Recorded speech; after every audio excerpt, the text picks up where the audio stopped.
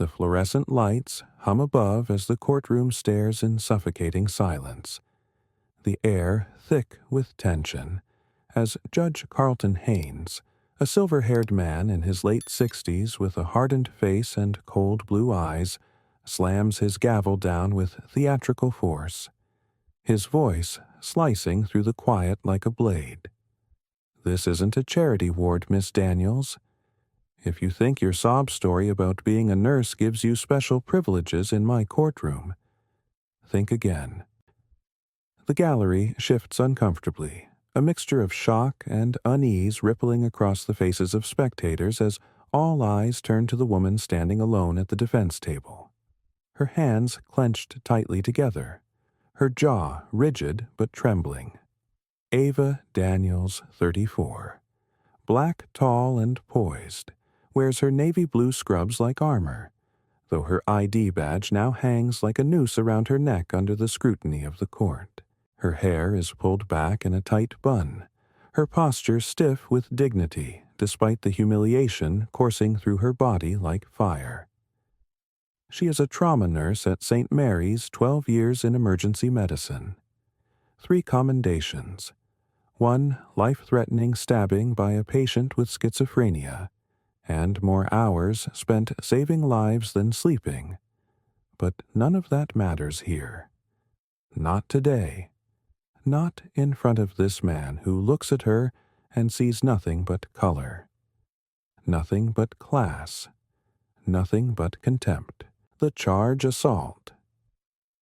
The reality, she defended herself against an irate patient's boyfriend in the ER, who lunged at her during triage, a man with a history of violence, white, drunk, and belligerent.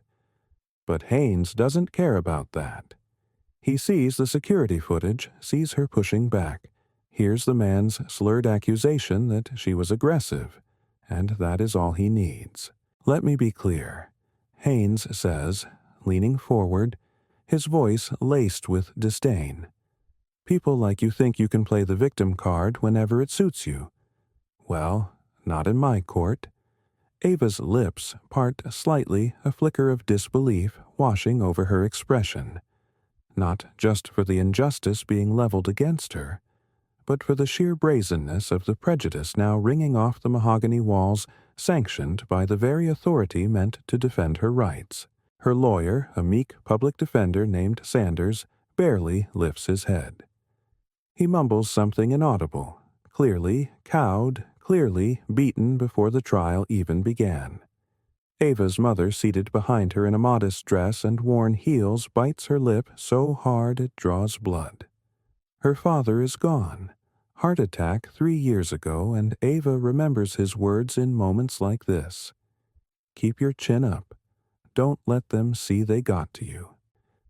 So she doesn't flinch, even as the judge dismisses her character witnesses, even as he overrules every objection raised in her defense, even as he tells the jury that her testimony is emotional and subjective, a phrase he never once uses when addressing the white plaintiff. The courtroom is a coffin and the trial a burial, and Ava feels herself slowly being entombed in a lie that she can't escape. Her stomach clenches when she hears the murmurs from the gallery, some snickering, some whispering, typical, some just turning away. Shame burns behind her eyes, but so does rage. Rage for every nurse in every hospital who's been spat on and cursed and struck, and still shows up rage for every woman of color who walks into a courtroom and gets judged before she even speaks. And then the courtroom door opens. It's not loud, not dramatic, just a quiet shift in the air, a gentle push of wood and brass, but it's enough to make heads turn. There, stepping through with measured grace, is Michelle Obama, tall, radiant, dressed in a black tailored suit with a pin of the American flag on her lapel, her expression unreadable but commanding. For a moment, the courtroom forgets to breathe. The judge freezes, blinking, like the room just changed shape. Ava, stunned, turns to look fully heart-hammering in her chest, her mind unable to process what her eyes see. Michelle walks slowly, deliberately, until she takes a seat in the front row, folding her hands in her lap. She doesn't speak. She doesn't have to. Her presence alone is an earthquake. The gallery erupts into whispers. The court officer stammers and the judge, visibly rattled, straightens up as if trying to reassert his control. "This is a court of law," he barks, though his voice cracks slightly. "I won't tolerate disruptions." Still, Michelle says nothing. She simply looks at him, then at Ava, then back at him again, her gaze steady and sharp. Then her voice cuts through the silence, low, calm but commanding. "I'm here as an observer and a citizen. And I'm staying." Judge Haynes sputters, his composure unraveling. This is highly irregular." "What's irregular," she responds coolly, "is a judge publicly belittling a black nurse in open court. I watched the footage. I read the transcripts. And I've spoken to the hospital staff who were silenced from testifying.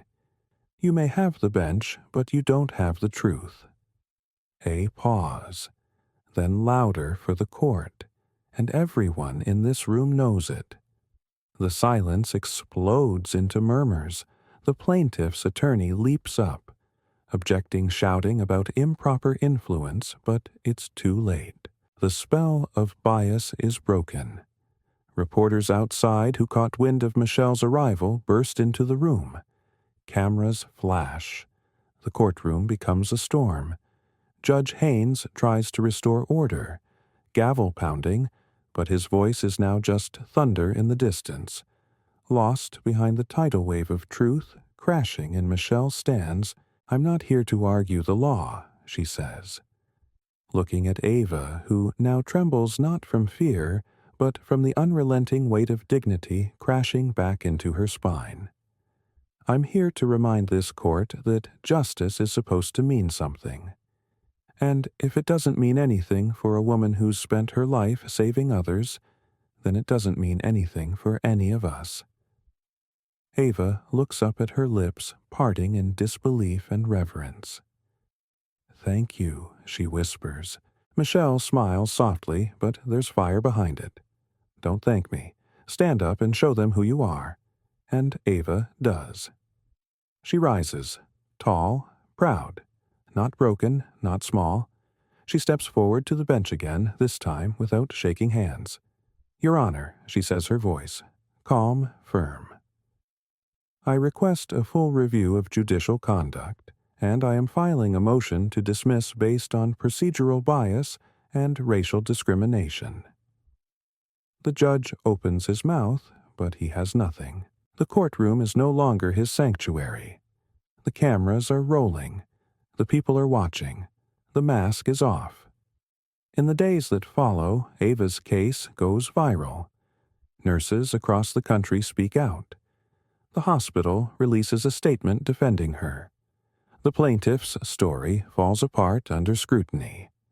A judicial review is launched against Judge Haynes, who takes a sudden indefinite leave. And Ava is offered a national platform, speaking at medical schools, diversity summits, even appearing on national television. But she declines most of them. Instead, she returns to St. Mary's, back to triage, back to the night shift, back to where she is needed. Because her story was never about fame. It was about fighting for dignity in a world that tries every day to strip it away.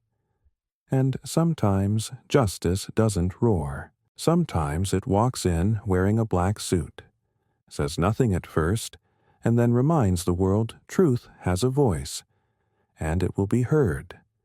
But justice, as Ava soon learns, is not a straight road, lined with applause and clear skies. It is crooked, cracked, littered with glass from the windows she never meant to shatter. And now that the world is watching, every step feels like a test. The media keeps calling reporters clawing at her doorstep, twisting her story into narratives they can sell, tagging her as the hero nurse, the Black Florence Nightingale, Michelle Obama's courtroom warrior. and Ava hates it. Not because she doesn't value what it meant, but because none of them were there the night she walked back into the ER, and the man in bed 3 spat blood on her shoes and called her a slur before collapsing from a ruptured spleen. That's where the truth is. Not in headlines, in cracked tile floors soaked with trauma, in the scream of a mother holding her lifeless son, in the quiet moment when a child clutches her hand in the back hallway whispering, "Don't let me die." Ava doesn't talk about what happened in that courtroom, not with her co-workers, not with the security guard who now calls her celebrity, not even with her mother who's suddenly invited to banquets she never asked for. She files her motion. It wins. The charges are dropped, the plaintiff recants under pressure, and a formal apology is read into the record by a trembling junior judge 3 weeks later. But Haynes, he vanishes behind legal smoke. No admission of guilt. No televised reckoning. Just a man quietly removed a name buried under bureaucracy. Ava burns the article with his photo. She doesn't want a trophy, she wants accountability. And the problem with the system isn't just the cruelty, it's the silence it leaves behind. Weeks pass, then months. Life resumes its rhythm, but not its innocence. Ava works at 12-hour shifts, sometimes 16. Her bones aching, but her purpose undimmed. She starts mentoring new nurses, especially the black ones, reminding them gently to document everything, to never assume protection, to know that excellence won't always shield them, but must still be their sword. And then one night it happens again. A woman arrives unconscious from domestic violence. Her face is split. Her ribs are cracked, and her 9-year-old daughter clutches Ava's wrist with wide, terrified eyes. "Is she going to be okay?" she asks Ava, Neil's eye-level voice soft but firm. "She's safe now. We'll take care of her, I promise." And something in that moment clicks as if the courtroom, the shame, the spotlight. It all meant something more than vindication. It was preparation. Ava begins to organize, quietly at first, a newsletter, a coalition, Black Nurses for Justice, a platform for whistleblowers, a space for testimony for policy reform, for gathering the voices that were once silenced. Hospitals start to take notice. One board meeting leads to another. A senator calls Michelle, writes her a letter, not for the press, but just for Ava. "History finds us when we least expect it," the letter says, "but only women like you teach it what to say." Ava cries when she reads that. Not from pride, from the release of all she had held in. And still she stays in the ER, still shows up to the shift no one wants, still mops up blood and holds dying hands. But now, when someone questions her authority, when a patient's family member sneers or a superior raises an eyebrow, Ava no longer swallows it. She stands, speaks. And something in her voice makes the room pause, because Ava Daniels is no longer just a nurse. She is a name people whisper with respect. Not because she fought back, but because she never backed down. Because when the world told her to shrink, she expanded. When it asked her to wait, she stepped forward. And when injustice slammed the door, she walked through it anyway with her head high, her scrubs unwrinkled, and the memory of that courtroom echoing, not as trauma, but as origin. Her story spreads, not just on screens, but in lunchrooms and classrooms and hospital wings. A young girl writes her a letter from Atlanta. "I want to be like you." Not afraid, Ava writes back. "Be better. Be bold. And when they doubt, you let your truth be louder than their fear. 1 year later, Ava is invited to Washington not for press, not for show, but to help draft legislation on racial bias, training in health care, and legal accountability for public defenders. She doesn't wear a dress. She wears her scrubs. On stage, behind the podium, microphones waiting, flashbulbs popping. And she says simply, "We save lives every day. It's time the system stops taking ours." The room erupts, a slow standing ovation. And Michelle Obama, seated in the front, rises first, because justice isn't always handed down from a bench. Sometimes it rises from the floor where a woman once knelt and said, "I'm here to help," and then learned she had to fight just to keep helping. That's Ava Daniels. That's her legacy. Not a case, not a headline, a movement, one heartbeat at a time.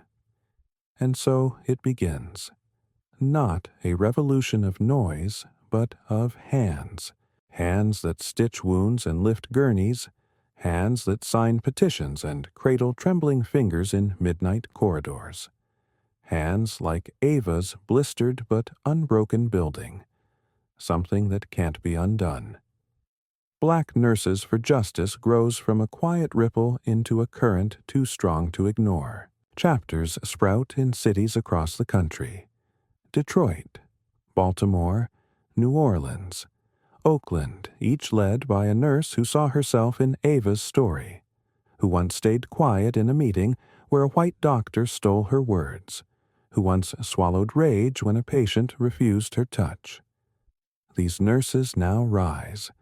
They march not with banners but with binders of documentation footage.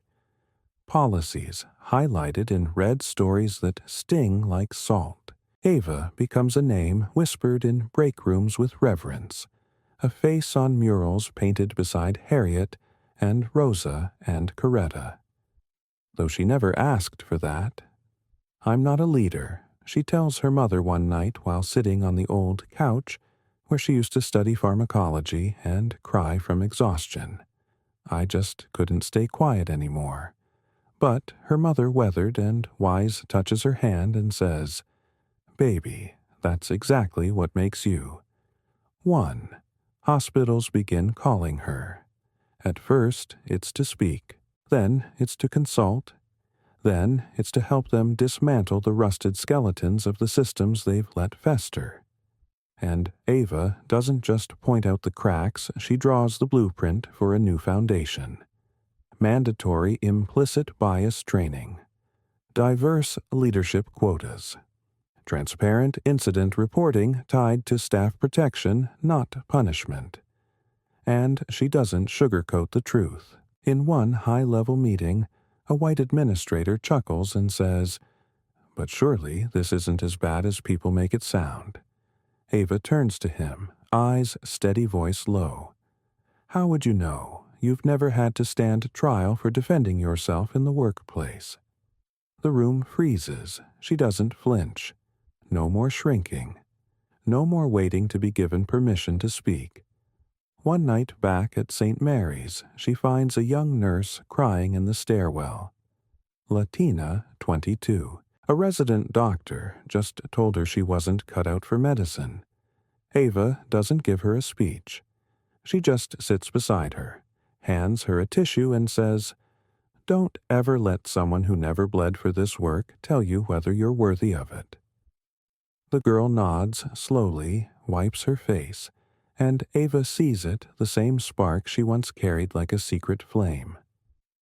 Later that week, Ava receives a private invitation from the White House.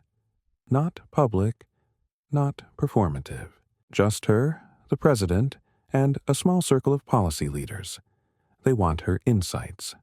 Not her photo, not her applause, her mind. And when she walks through those doors, her steps echo.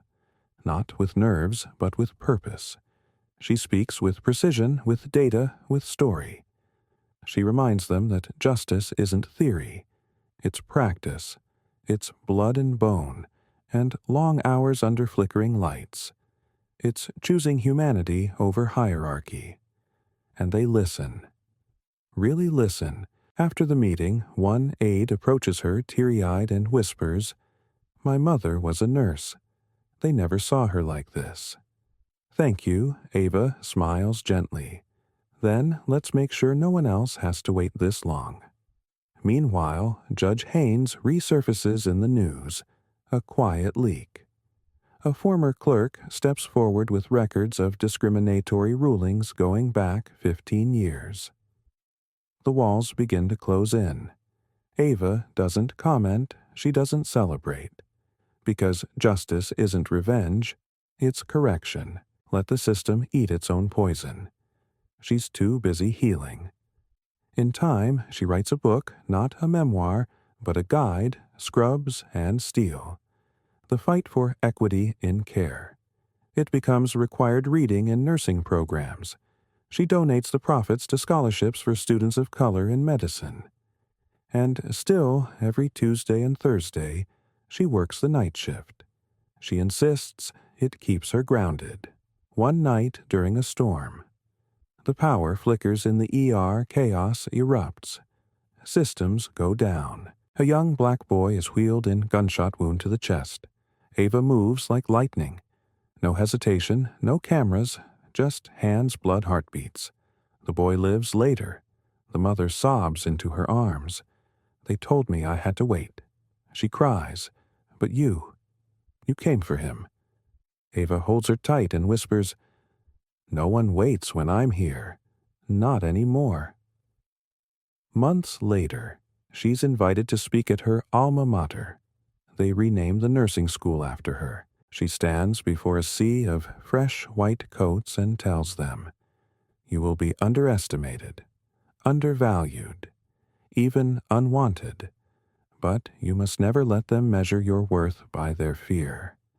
You are the beating heart of this nation. And when you speak, speak like someone who saves lives, because you do." And somewhere in the back, a girl stands taller, and another clenches her fists with new strength, and a boy who almost gave up begins to believe again. Ava steps down from the stage. Her scrubs catch the light. Her shoulders are tired, but her eyes blaze, because this isn't the end of her story. It's the beginning of thousands more.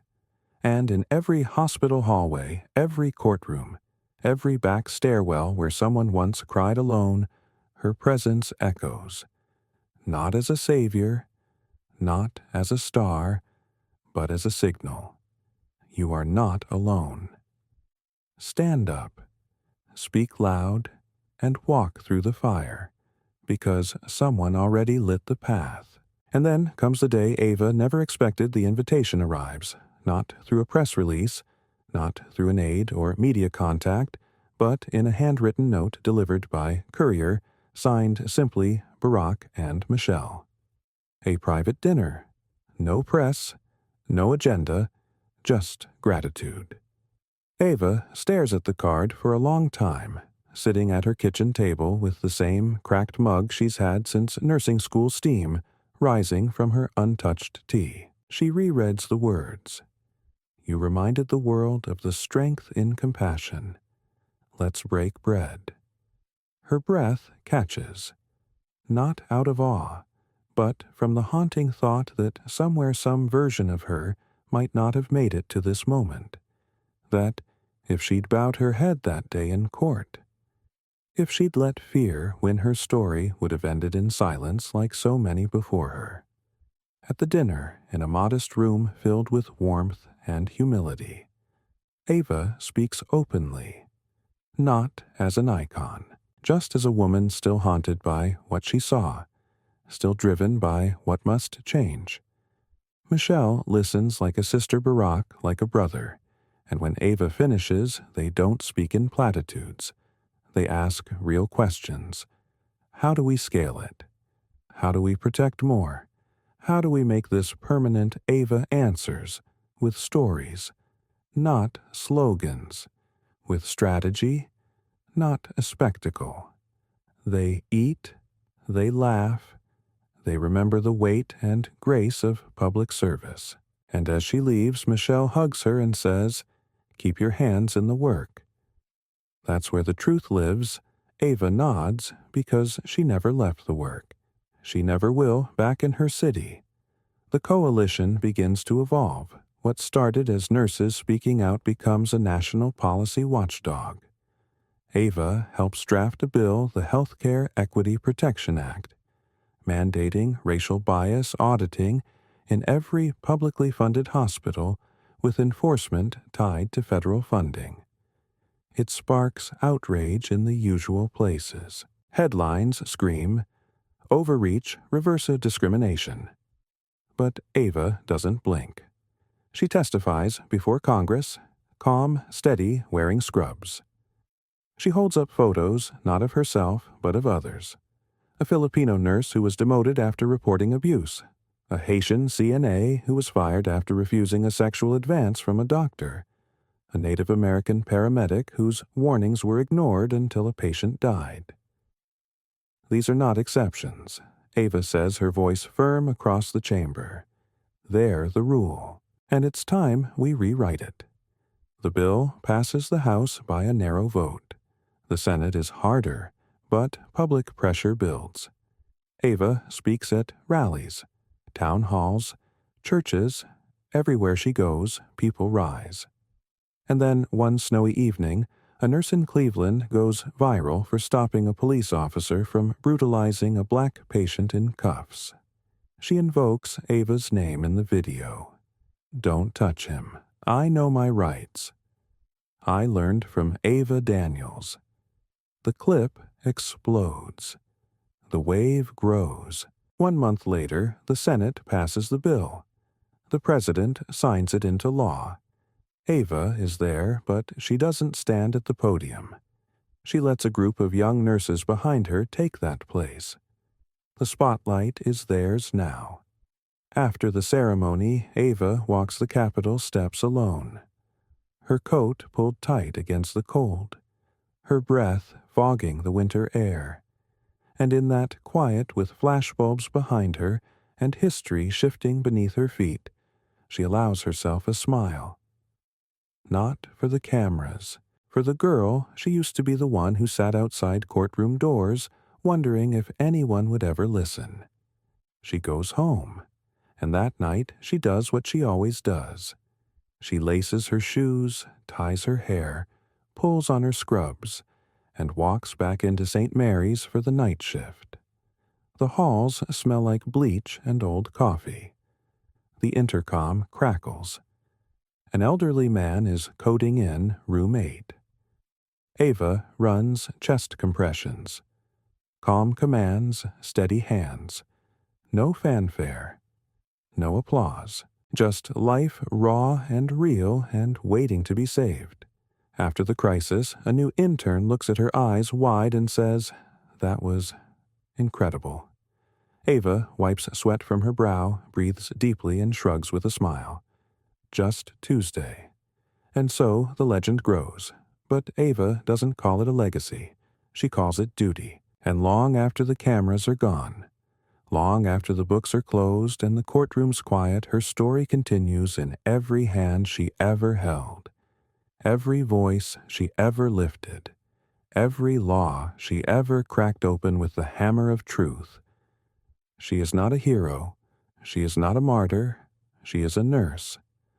A black woman who stood when it was dangerous, spoke when it was costly, and stayed when it would have been easier to leave. And through her, the world learned this simple truth. Justice doesn't always come from above. Sometimes it walks on tired feet, wears a name tag, and saves lives, one shift at a time. But even legacies built on sacrifice are tested, and Ava Daniels, no matter how resolute, is not immune to the wounds that come not from patience or protests, but from the quiet corrosion of exhaustion, the weight of carrying too many stories, too many hopes, too many names whispered to her as if she alone could fix what centuries had broken. It begins subtly sleepless nights that stretch into hollow mornings, a heaviness in her chest when she walks into rooms she used to command with certainty. She still performs flawlessly, her hands never trembling, her words never faltering, but inside the fire dims. Her coalition thrives. The bill reshapes healthcare, oversight, new clinics open under her model, and young nurses call her mentor savior symbol. But Ava feels herself thinning like light stretched too far. And one day, after reviving a 7-year-old overdose victim and watching the parents argue about whose fault it was, she walks into the supply closet, locks the door, and sits on the floor. She doesn't cry. She just breathes slow, ragged, stunned by the weight of her own heartbeat. For the first time, she wonders if she can keep going. That night, her mother calls, sensing something like mothers do. "You can stop her," Mother says gently. "You've done enough." But Ava whispers, "No, I haven't." "Then rest, so you can go further." It's that simple, that hard. So she does something radical. She steps back, not away, just back. She declines speaking requests. She suspends travel. She appoints new leaders in her organization, elevates others into the spotlight. And quietly, Ava checks herself into a lakeside retreat for frontline workers. A hidden place run by nurses for nurses, where silence is medicine and rest is sacred. There she learns to breathe again, to walk without urgency, to remember who she is without the armor of her scrubs or the gravity of a courtroom. She watches the sun rise over still water. She journals. She cooks. She laughs with other nurses who carry the same invisible scars. And one evening, she sits by a fire pit with a veteran ER nurse from Texas, an older black woman who says, "You know what you are, child. You're a lighthouse, but even lighthouses need maintenance. Otherwise, the whole coast goes dark." Ava stares into the flames, letting those words sink deep. When she returns months later, it's not with a roar, but a quiet certainty. She's not here to save everyone. She's here to build the system that does. She restructures the coalition less. Ava at the center, more distributed power. She helps establish a legal defense fund for healthcare workers, facing discrimination funded not by donations, but by reallocating hospital executive bonuses. She partners with mental health providers to embed therapy into emergency departments. Care for the carers, she says. And it catches on. Then, one day, it happens again, but differently. She's in the ER not as staff, but as a visitor. Her goddaughter now, 19, has started as a volunteer. Bright, driven, unafraid. Ava watches from the corner as the young woman handles a difficult patient with grace and strength that make her chest ache with pride. After the shift, her goddaughter hugs her and says, "I want to be like you." And Ava, smiling, replies, "Be stronger, be softer. Be you, that's enough." That night, Ava walks home under street lamps flickering in the fog. The city hums around her alive with pain and possibility. She passes a mural she's seen 100 times, her own face painted 10 feet tall on a brick wall, haloed by blue scrubs and golden light. For years, she avoided looking at it. Tonight, she stops, looks up, and smiles not for what it means about her, but for what it gives to others. A symbol, a mirror, a promise. And as she walks away, someone behind her whispers, not knowing she can hear. That's her. Ava doesn't turn around. She doesn't need to. She knows who she is, and what she's left behind isn't fame or legacy or law. It's something far stronger. A standard. And in cities she's never visited, in hospitals she's never set foot in stairwells, where someone once cried alone. The echo of her name will live, not because she was perfect, but because she stood. Again, and again, and again. Until the world finally stood with her. Seasons pass, but Ava's name no longer travels with fanfare. It travels like scripture whispered in corridors where fear still lingers, where young nurses glance at each other before filing a report, where black women in medicine walk a little taller, because someone like them once rewrote the rules. And yet Ava does not vanish into legend. She lives fully fiercely in the present. She volunteers now at clinics in underserved rural counties, places where cell signal is weak but pain is constant, where black mothers still die 3 times more often in childbirth, and where medicine feels more like a privilege than a right. She drives herself, no entourage, no news crew, just her clipboard and those calloused hands that have seen too much and still choose to serve. One afternoon in Mississippi, she finds herself in a church basement doubling as a pop-up prenatal unit. The floors creak. The AC moans, but the room is full. Young mothers, scared teens. Grandmothers acting as guardians. A young girl no older than 15 comes in, clutching her belly and her silence. Her boyfriend waits outside in a truck, revving the engine every few minutes like a warning. Ava kneels beside her, not with judgment, only patience. "You're safe here," she says. "He won't come in?" The girl whispers. Ava shakes her head. "Not unless he wants to meet God tonight." The girl smiles small and stunned and nods. That night, after the clinic closes, Ava sits outside under a sycamore tree, her stethoscope around her neck, her shoes dusty. She stares at the stars, and for the first time in years, she lets herself feel joy without guilt. She remembers something her father once told her. Service without love is duty. Service with love. That's a calling. And this is her calling. Not the speeches, not the policies. This one person, one moment, one life at a time. But history, as it always does, finds her again. A documentary crew making a film on healthcare inequities seeks her input. At first, she declines. She's tired of being a symbol. But then they show her a clip a nurse in Chicago fired for defending a black mother misdiagnosed by a white male resident, holding up Ava's book and saying, "She taught me to speak. So I did." Ava agrees, but only under one condition.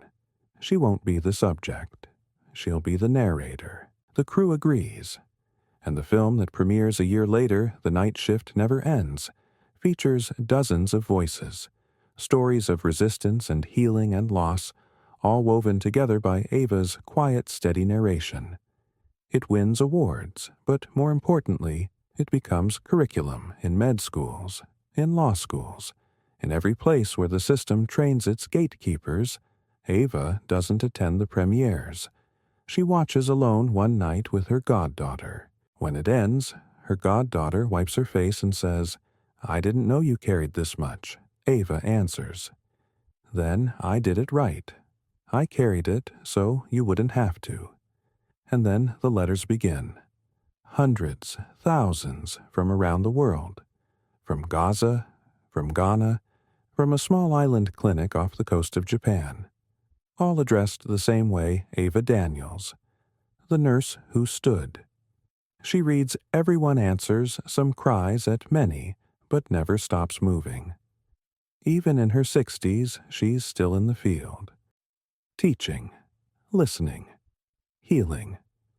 One day, she's invited to return to the courtroom where it all began. Judge Haynes has died. The city wants to rename the courthouse. There's debate tension. The mayor calls her, "We want to name it after you." She says, "The Ava Daniels Justice Center." Ava says nothing for a long time, then answers, Not unless we also change who it serves. She demands free legal aid for medical workers, a public oversight board, trauma therapy for whistleblowers. The city agrees. And so it is built, a shining building with glass walls and a bronze statue in the lobby, not of her, but of a nurse holding a stethoscope in one hand and a gavel in the other. No face, just form. Any nurse, every nurse, and on its base, 4 words. Truth has a pulse. Ava visits once, stands in front of the statue, closes her eyes, breathes deep, and smiles. Not because it's her name above the door, but because the doors are open, wide waiting, and justice at last is no longer a visitor in the house of power. It's a resident, permanent present, beating like a heart that never forgot how to feel. Years have passed and the world has changed, but Ava Daniels remains exactly where her soul was always anchored in service and silence in the beating heart of justice that doesn't need headlines to prove it's alive. Her hair has turned silver now, and the lines on her face have deepened, not from age alone, but from the weight of every soul she stood beside, every system she bent until it broke. She walks slower, but her presence is no less commanding. Young doctors still pause when she enters a room, not out of reverence but instinct, as if some part of them recognizes that the woman before them once stood at the threshold of change and didn't flinch. She's 71 now, retired in title only, living in a modest home near the water, far from Washington, far from speeches and ceremonies. The phone still rings, but less often. She lets it. She grows tomatoes in the backyard, reads novels she never had time for, teaches CPR to local teens on Saturdays, and every morning, like clockwork, she walks the trail behind her house, a narrow path lined with birch trees and river stones, her footsteps echoing in rhythm with bird song and wind. The world doesn't ask much of her anymore, but Ava still listens for where she is needed. One winter morning, there's a knock at her door.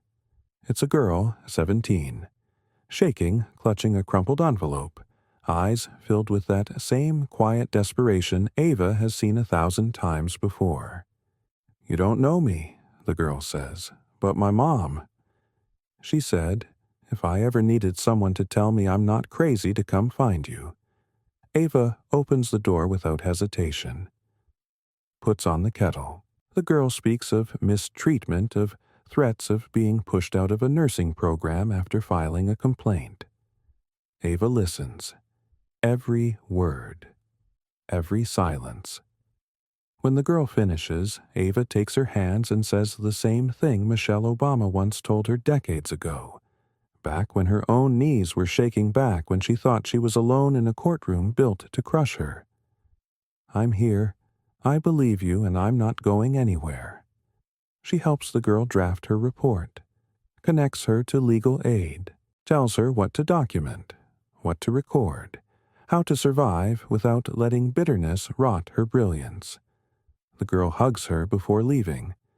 Ava watches her walk away, the wind tugging her coat like memory. She thinks about how the cycle keeps spinning, but now the hands pushing it forward are younger, stronger, more prepared. The world she dreamed of isn't perfect, but it's awake, and it's listening. On her 75th birthday, a small group of former students, nurses, doctors, activists, and friends gather at her home. No cameras, no press, just voices that tremble with gratitude. They call it Ava's Circle. They take turns sharing how her courage changed their lives.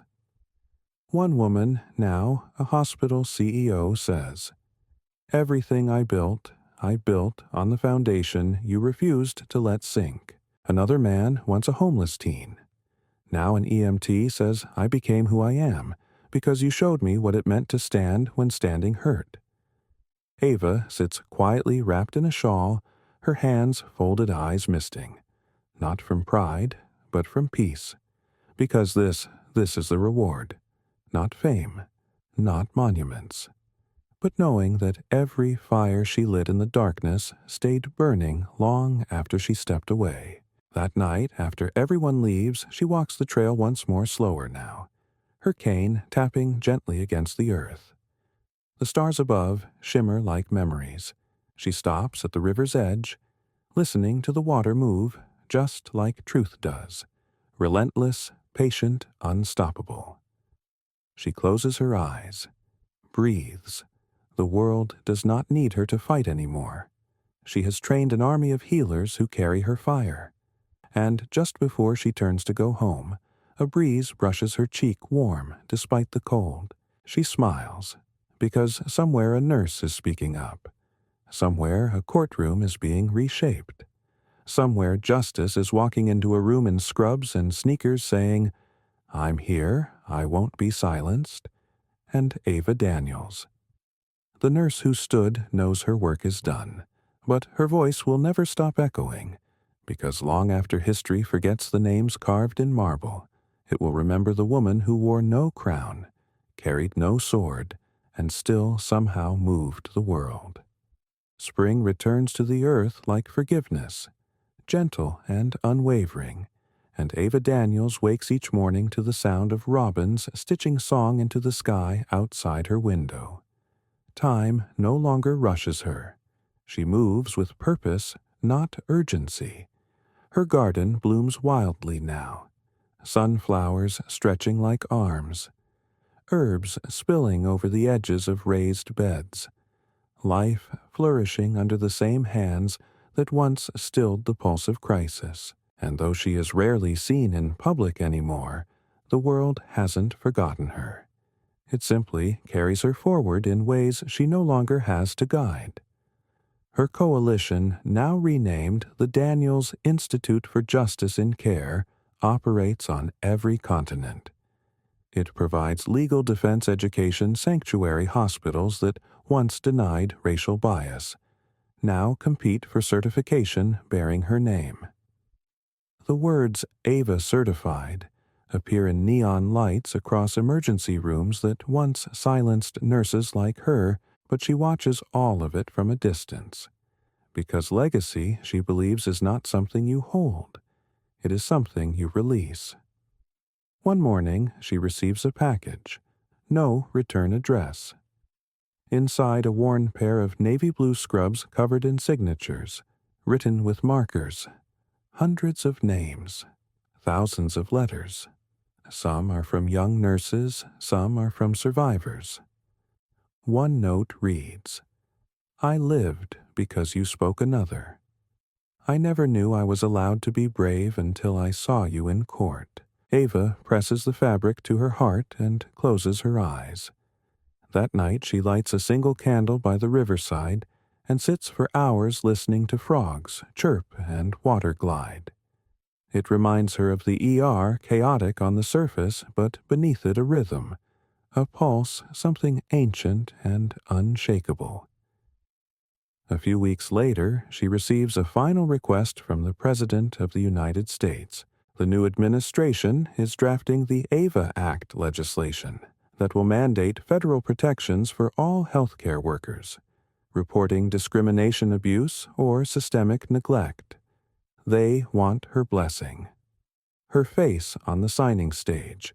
She pauses, looks at the letter, smiles gently, and writes back, "I accept, but only if you also bring 5 nurses from 5 different zip codes who've fought this system with nothing but truth in their hands. Put them in the front row. Give them the mic. The story was never mine alone." The day of the signing, the White House lawn is quiet at first, then humming with life cameras' applause. A banner rippling in the wind that reads, "The Law of Care." Ava walks slowly, leaning gently on her cane, helped by her goddaughter, now grown, now a trauma surgeon, now the very dream Ava once whispered into a little girl's hand during a midnight shift. On stage, Ava says few words. "I stood once because I had no choice. You You kept standing when you had every reason to sit. That's how systems fall. That's how justice breathes. The crowd rises, not in politeness, in reverence. She bows her head, tears not from sadness but from the quiet joy of knowing that even a small life when lived without compromise can tilt the world on its axis. After the ceremony, she disappears again. Back to her garden, back to her books. Her name is taught in schools now, debated in ethics classes, cited in court cases. Her statue in D.C. stands not on a pedestal, but at eye level with an outstretched hand, welcoming, not worshipped. One summer evening, a little girl from the neighborhood, maybe 7, knocks on her door with a scraped knee and a shy look. They said you were a nurse. The girl mumbles. Ava chuckles softly. I still am. She kneels, cleans the cut bandages. The girl stares at her in wonder and whispers, You're famous, right? Ava shakes her head. I'm just someone who didn't stay quiet. I won't stay quiet either, the girl says proudly. And Ava smiles deeper than she has in years. Because the torch is lit again. Because somewhere, even now, another Ava is being born. Not in headlines, but in healing. And somewhere another system is starting to crack under the gentle, relentless weight of truth. Justice does not rest, and neither will her echo. Ava Daniels may one day pass into memory, but the world she reshaped will keep speaking in her voice, soft, steady, and unafraid. Years drift like petals on the wind, and Ava Daniels, now nearing 90, walks with the silence of a woman who has long made peace with the noise of the world. Her bones ache more than before, and her breath shortens in winter, but her spirit remains ironclad. Her name is now woven into laws, institutions, textbooks. Yet none of that matters to her as much as the quiet visits from strangers at her front porch. Nurses from across the globe still come young, old from Cairo to Compton, from war zones to tribal clinics, just to sit with her, just to hear her speak, or simply to thank her for surviving so they could rise. And she greets them all with the same kindness. A warm blanket, a cup of mint tea, and the sacred act of listening. One day, as the leaves turn crimson and the wind carries the chill of endings, Ava receives a letter from the United Nations. They are establishing a global sanctuary for whistleblowers and frontline workers persecuted in oppressive regimes. They wish to name it the Ava Daniels Human Dignity Institute. She doesn't answer immediately. She reads the letter slowly in the same sunlit kitchen where she once stared down subpoenas and hate mail. When she finally responds, she writes, If you must use my name, let it mean protection. Let it mean compassion before punishment. Let it mean nobody is alone. The institute is built.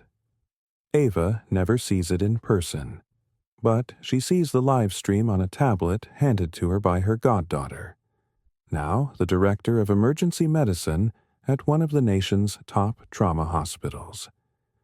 She watches as they unveil a stone wall etched with her words. Care is the first act of justice, and justice begins when someone refuses to look away. As her body fades, Ava writes, Not a memoir, a letter, a final offering, addressed not to the world, not to a politician or historian, but to the next nurse who will stand alone trembling in a hallway where no one believes her. When they question, you speak anyway. When they laugh, keep your voice steady. When they silence, you know that I am with you in every pulse, in every breath, in every truth. You refuse to bury. You are not the first, and you will not be the last, but you are enough. Stand, and the world will follow. She seals the letter and places it in a time capsule meant to be opened 50 years from now. Then, one evening, in the last autumn of her life, Ava walks to her garden one final time, aided now by a wheelchair and the hands of a young nurse who has read every word Ava ever wrote. The sun spills gold over the leaves, and the river whispers nearby. Ava looks out over the horizon, her face calm, her hands folded over a wool blanket. I wonder, she says softly, what the world will look like when they open that letter. The nurse kneels beside her. If they remember what you taught us, Miss Daniels, it'll be one worth living in. Ava smiles, her last smile, and with that she closes her eyes, not in sorrow but in absolute unshakable peace. News of her passing spreads like sunrise. Nations pause, hospitals hold vigils, candles flicker outside, ER entrances. Nurses place their stethoscopes on courtroom steps. In every corner of the globe, for 1 full minute, silence falls, not just in grief, in reverence. Because Ava Daniels didn't just change systems. She rewrote the meaning of courage. Her funeral is small, just as she asked. No marble, no pageantry. Just her garden, now public land. A stone placed at its center reads simply, "She stood, so we could rise." And across decades, in hospitals and homes and battlefields and classrooms, whenever injustice begins to whisper again, someone somewhere will whisper back with courage born of Ava's echo. Not here. Not this time. I know better. Because she taught me. And so Ava Daniels becomes more than history. She becomes legacy, not carved in granite or etched in metals, but planted in the hearts of those who serve in silence, who speak when it costs them everything, who care, even when the world refuses to. Her story ends where it always belonged, not in triumph, but in truth. In the hands of the next nurse who stands up, the next voice that won't be silenced, the next soul brave enough to say, "Justice begins with me." If this story moved you, inspired you, or opened your eyes to the hidden heroes all around us, please subscribe to our channel. Your support helps us bring more powerful, true, and emotionally charged stories to life. Hit the subscribe button, like the video, and share it with someone who believes in justice, dignity, and the power of one voice to change the world. Subscribe now, because stories like Ava's deserve to be heard and remembered. Always.